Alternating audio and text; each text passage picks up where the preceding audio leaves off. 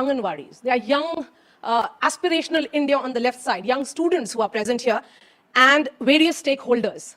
They want a picture with you as well towards the end. So we'll have that arranged too.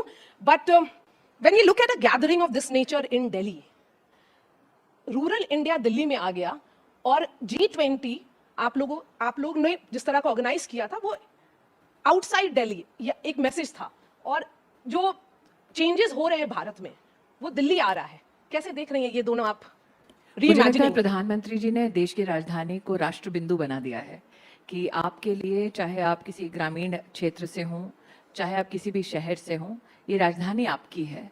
और इस पर इस प्रकार का अधिकार जताना अगर ये मुनासिब है बच्चों के लिए विशेष, तो मेरे लिए तो ये आनंद का विषय है. क्योंकि आपके जिस कार्यक्रम का शीर्षक है अमृतकाल की आंगनवाड़ी, प्रधानमंत्री जी ने विकसित भारत का संकल्प लिया है, लेकिन वो विकसित भारत जिसके लिए हम संकल्पित है वो बना किसके लिए हैं? इनके लिए बना रहे हैं जो इस वक्त आपके इस ऑडियंस में मौजूद हैं. और मुझे इस बात की विशेष खुशी है कि आज जो आपने यहाँ पर बच्चों को आमंत्रित किया है उसमें लड़कियों की तादाद थोड़ी ज़्यादा है, लड़के थोड़े कम है. लेकिन और भी खुशी तब होगी जब न्यूट्रिशन की दृष्टि से, हेल्थ की दृष्टि से, महिला सम्मान की दृष्टि से लड़की और लड़के की संख्या एक बराबर होगी. Ma'am, I'm going to begin with some very fascinating data that has come now. 112 aspirational districts जो आपकी सरकार ने आइडेंटिफाई किया था, और ये 4 राज्यों की चर्चा करें तो उसमें 81 असेंबली सीट्स ऐसी हैं जहां ये 26 डिस्ट्रिक्ट्स में आएंगी जहां भाजपा जीती है 52 सीट्स, और 2018 के कंपैरिजन में आपका सिग्निफिकेंट ऑलमोस्ट डबल हुआ है नंबर. तो ये एस्पिरेशनल डिस्ट्रिक्ट में आपके मंत्रालय का क्या रोल रहा है? मुझे लगता है कि एस्पिरेशनल डिस्ट्रिक्ट को पॉलिटिकल एस्पिरेशन से जोड़ना गलत होगा.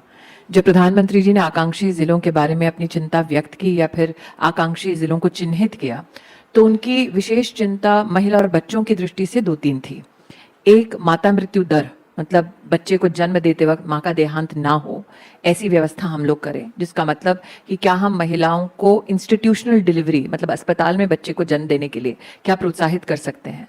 दूसरा, प्रधानमंत्री जी की चिंता थी कि 6 साल से कम उम्र के बच्चे, हम जानते हैं कि 85% बच्चे का जो मानसिक विकास है, मेंटल जो एक ग्रोथ है, वो सबसे बढ़िया होता है 6 साल से कम उम्र में. प्रधानमंत्री जी की ये चिंता थी कि क्या वो बच्चा हृष्ट-पुष्ट है, पौष्टिक आहार अथवा पोषण की दृष्टि से, न्यूट्रिशन की दृष्टि से क्या उस बच्चे के पास सारी सुविधा है या नहीं है.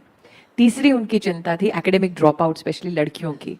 तो क्या बेटियों की पढ़ाई की व्यवस्था, वहाँ पर स्किलिंग की व्यवस्था क्या हम ढंग से कर पा रहे हैं या नहीं कर पा रहे हैं. ऐसे कई मानकों पर जो ज़रूरी है एक समुदाय के विकास के लिए, सोशल इंफ्रास्ट्रक्चर को कैसे हम और सुदृढ़ कर सकते हैं, उस दृष्टि से प्रधानमंत्री जी ने आकांक्षी जिले हमारे देश में चुने. आकांक्षी जिले लोग जैसे बीमारू स्टेट्स कहते थे, उसी प्रकार से एक स्टेट के अंदर ये बीमारू जिला हुआ करता था. और अगर आप किसी प्रशासनिक अधिकारी से पूछें तो वो उस जिले में अपनी पोस्टिंग को पनिशमेंट पोस्टिंग मानते थे. प्रधानमंत्री जी ने ही literally flipped the entire administrative framework. उन्होंने कहा जो आपका सबसे काबिल ऑफिसर हो, महिला हो या पुरुष हो, आप उनको एस्पिरेशनल डिस्ट्रिक्ट का दायित्व दीजिए. और वो डिस्ट्रिक्ट, उसके अफसरों को ये बता दिया जाता था कि आपको नेशनल बेंचमार्क क्या है, राष्ट्रीय उपलब्धि का स्तर क्या है, या आपके प्रदेश की उपलब्धि का स्तर क्या है, क्या आप उस स्तर तक पहुंचा सकते हैं. तो एक कोलैबोरेशन लेकिन कंपटीशन की भावना ब्यूरोक्रेट्स में भी जागृत हुई. उसमें सिविल सोसाइटी को साथ लिया गया कि अगर आप एनजीओ चलाते हैं किसी विशेष वर्ग के लिए, महिला के लिए, बच्चों के लिए, वृद्धों के लिए, तो क्या आप अपने सिविल सोसाइटी लीडर्स को, थॉट लीडर्स को जमीनी स्तर पर प्रशासन के साथ क्या समन्वय में या कोलैबोरेशन में जोड़ सकते हैं. तो मुझे लगता है मारिया जी, आज की हेडलाइन किसी पॉलिटिकल विश्लेषक के लिए बहुत ही सुहावनी होगी. सिंप्लीफाई की होगी उन्होंने कि मोदी मैजिक किया है, बस एस्पिरेशनल डिस्ट्रिक्ट में इतनी सीटें बढ़ गई. लेकिन मोदी का संकल्प जो है वो विकसित भारत का संकल्प है. और विकसित भारत अगर हम बनाना चाहते हैं तो उसको फाउंडेशनली स्ट्रॉन्ग करना पड़ेगा. और मुझे लगता है आकांक्षी जिलों में आज जो हमको परिणाम एडमिनिस्ट्रेटिव और ह्यूमन डेवलपमेंट इंडेक्स की दृष्टि से दिख रहे हैं वो अभूतपूर्व है, वो हमारे देश में कभी दिखे नहीं. लेकिन मैम, जो आप विकसित भारत की चर्चा कर रही हैं, वो विकसित भारत आपकी जीत से एसोसिएटेड भी है. भाजपा का हिंदुस्तान की जीत से अगर आप हमारी जीत को एसोसिएट करें तो एक हिंदुस्तानी होने के नाते मेरे लिए गर्व का विषय है. छत्तीसगढ़ शायद ही देश की राजनीति में किसी भी नेता को ये किसी पत्रकार ने कहा हो कि विकसित भारत की जीत मतलब आपकी जीत. मुझे लगता है यहाँ जितने हिंदुस्तानी बैठे हैं, मैं नहीं जानती उन्होंने किसको वोट किया है, लेकिन अगर हिंदुस्तान विकसित होता है तो उनकी जीत है. मैम छत्तीसगढ़ की बात करें, किसी भी पॉलिटिकल एनालिस्ट ने भाजपा को नहीं बताया था कि आपका कुछ वहां पे हो सकता है या आपका कोई चांस है, लेकिन जिस तरह की जीत हुई है और वहां पर ट्राइबल वोट, और ये भी कहा जाता है कि कांग्रेस का वोट शेयर ज्यादा कम नहीं हुआ है, तो ऐसा कौन सा वोट आंगनबाड़ी बैंक- वाले सब परेशान है कि पॉलिटिक्स क्यों पूछ रहे हैं, आंगनबाड़ी क्यों नहीं पूछ नहीं रहे? नहीं ये चर्चा आंगनबाड़ी से रिलेटेड है मैम, क्योंकि एक सेक्शन है जिनको शायद काउंट नहीं किया जाता था, वो अब काउंट हो रहे हैं और वो शायद आपके जीत में ट्रांसलेट हो रहा है। देखिए, आप छत्तीसगढ़ के ट्राइबल परिवारों की भूमिका के अगर बारे में चर्चा करना चाहें तो वो भी सिंप्लीफाई नहीं हो सकता।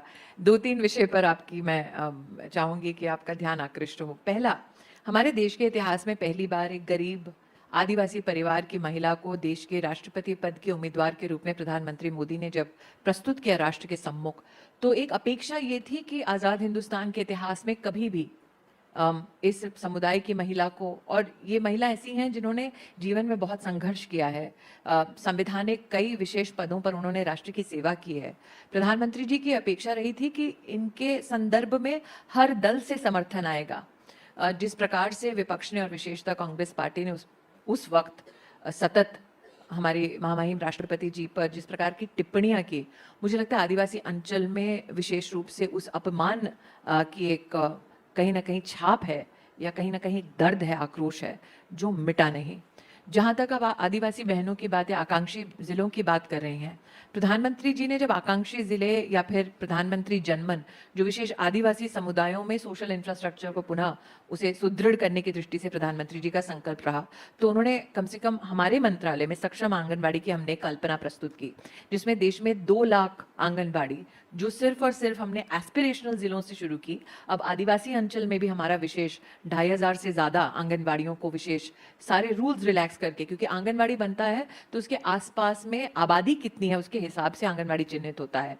आदिवासी अंचल में आबादी शायद उतनी ज्यादा ना हो, फिर भी प्रधानमंत्री जी ने कहा कि यहाँ पर सोशल इंफ्रास्ट्रक्चर की, आंगनबाड़ी, स्कूल की, सड़क की जरूरत है, तो आप रूल्स रिलैक्स कीजिए, उनके लिए विशेष बनवाइए। साथ ही मुझे लगता है सक्षम आंगनबाड़ी की जो कल्पना है वो साधारण आंगनबाड़ी नहीं है, भारत नेट से जुड़ा हुआ वो आंगनबाड़ी का स्पेस है, ऑडियो विजुअल लर्निंग वहां पर डिवाइसेस या फिर एंगेजमेंट्स और प्रोटोकॉल्स उपलब्ध हैं, रेन वाटर हार्वेस्टिंग की पूरी व्यवस्था उपलब्ध है। और आज के दशक में अगर हम कहें कि आंगनबाड़ी को सिंपली एक छोटा सा कमरा है, वो आंगनबाड़ी दीदी है, वैसी कल्पना प्रधानमंत्री की नहीं थी। उन्होंने कहा हर आंगनबाड़ी बहन के पास एक स्मार्टफोन हो और स्मार्टफोन में एनालिटिक्स के साथ उनके पास एक ऐप हो, डिवाइस इनेबल्ड हो, कि वो हर एक बेनिफिशियरी तक, लाभार्थी तक रिकॉर्ड सहित पहुंच सके।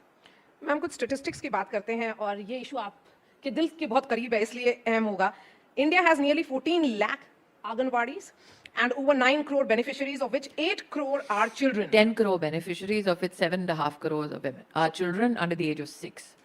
How have you reimagined Anganwadis? And my question is also, how was this institution? Because this is an institution which your ministry has created. What was it before 2014 and what has changed after 2014? See, the idea of Anganwadi is something that germinated in our country in the 1970s, but it was in a very abysmal condition. One of the officers who's seated here today, in fact, under his leadership, along with our former, just retired, former additional secretary Aditi, for the first time, there was a different budget head given for water. Can you imagine something that came into Indian politics and Indian bureaucracy in the 1970s? For the first time, had a distinct budget line for water after Modi became Prime Minister. We wanted people to recognize that children have to be measured. आप बोलते हैं बच्चे को healthy बनाना है, लेकिन मानक क्या है, बेंचमार्क क्या है, कैसे पता चलेगा? तो मंत्रालय हमारा और स्वास्थ्य मंत्रालय दोनों के बीच में समन्वय ही नहीं था मोदी जी के प्रधानमंत्री बनने से पहले कि किसके स्टैंडर्ड के आधार पर बच्चे के आप हेल्थ डिसाइड करेंगे। WHO के स्टैंडर्ड को लेकर हमने दोनों मंत्रालय के समन्वय से स्टैंडर्डाइज्ड एक प्रोसेस और प्रोसीजर आंगनबाड़ी की बहनों को, आशा वर्कर्स को दिया। नरेंद्र मोदी ने कहा कि अगर हम चाहते हैं कि महिला की मृत्यु दर कम हो बच्चे के जन्म देते वक्त,